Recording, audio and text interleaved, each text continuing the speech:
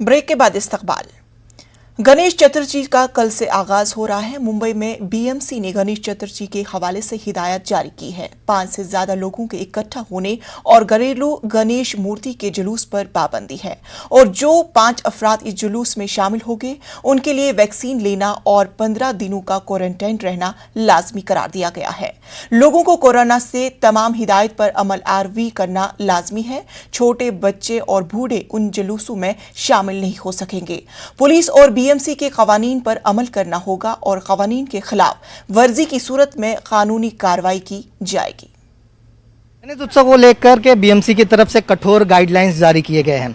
BMC ने पंडाल के तमाम लोगों को, पदाधिकारी को इंस्ट्रक्शन दे दिया है कि उनके पंडाल में जो मूर्ति स्थापित होगी उसकी हाइट 4 फुट होगी और साथ ही अगर घरों में जो मूर्ति स्थापित की जाएगी उनकी हाइट जो है वो 2 फुट की होगी। यानी कुल मिलाकर के देखा जाए कि कोरोना की जिस तरह से बीमारी बड़ी तेजी से बढ़ रही है तो उस पर रोक लगाया जाए और तीसरी लहर को जो है बहुत तेजी से फैलने ना दिया जाए। इन सारी चीज़ों को देखते हुए ये इंस्ट्रक्शन जो है बीएमसी की तरफ से जारी किए गए हैं।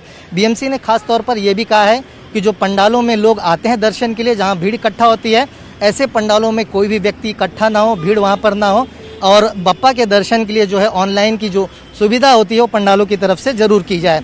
हम अगर एक बार कोरोना के आंकड़ों पर ध्यान दें तो कल हमने देखा कि महाराष्ट्र में एक दिन में 4000 से ज़्यादा मरीज मिले हैं और 65 लोगों की मौत हुई है। वहीं मुंबई की बात की जाए तो मुंबई में 532 जो है मरीज मिले हैं और 4 लोगों की मौतें हुई है। यानी कुल मिलाकर देखा जाए कि तीसरी लहर पर रोक लगाने के लिए और गणेश उत्सव में बहुत ज़्यादा भीड़ इकट्ठा